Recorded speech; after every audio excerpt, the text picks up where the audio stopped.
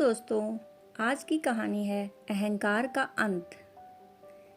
ये कहानी एक राजा की है जो बहुत ही निर्दयी और घमंडी था। छोटी छोटी गलती होने पर भी वो लोगों को बहुत कठोर सजा देता। समय के साथ उस राजा का अत्याचार भी बढ़ता जा रहा था। एक दिन अचानक राजा बीमार हो गया और उसे ऐसी बीमारी हो गई जिसका इलाज किसी भी वैद्य के पास नहीं था। सारा समय वो बिस्तर में ही पड़ा रहता। अब राजा को लगने लगा कि उसकी मौत नज़दीक है, लेकिन वो राजा मरने से बहुत डरता था। अपने डर को दूर करने के लिए वो राजा रोज़ प्रार्थना करने लगा, भगवान किसी भी तरह मेरी ज़िंदगी बचा लो, मैं लोगों के साथ बुरा व्यवहार करना छोड़ दूंगा और ना ही किसी को कठोर सजा दूंगा। मुझे बचा लो, मैं अभी मरना नहीं चाहता।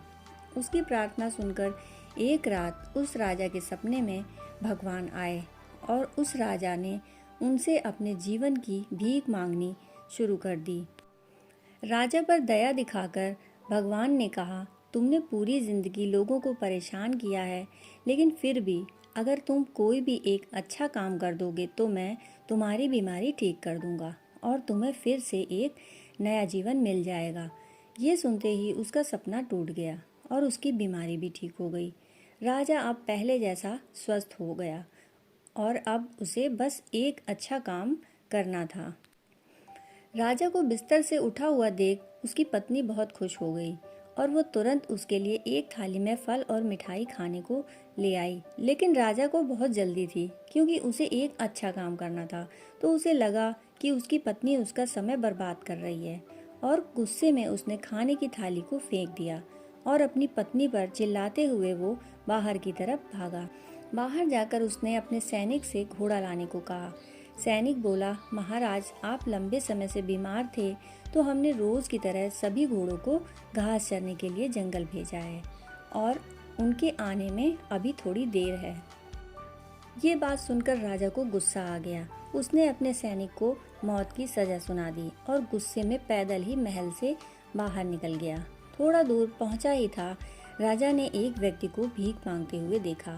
राजा उस भिखारी के पास गया और उसे सोने चांदी के वो सभी जेवरात दे दिए जो उसने पहने थे, जिससे उस भिखारी की गरीबी दूर हो गई और राजा का एक अच्छा काम भी हो गया।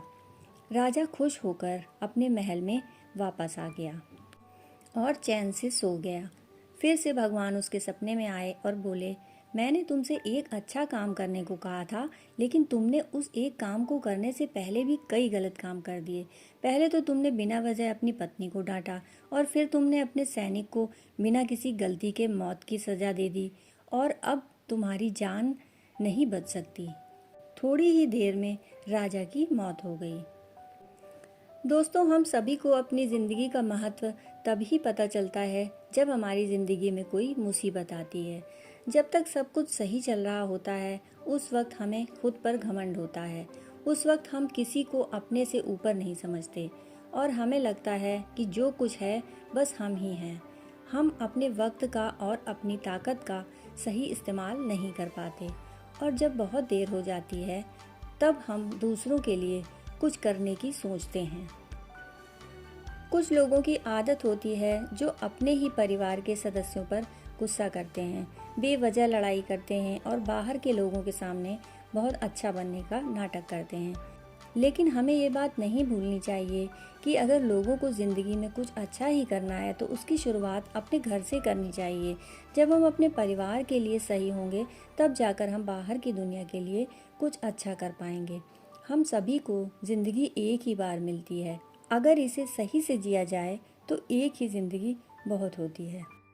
दोस्तों, कहानी सुनने के लिए बहुत बहुत आभार।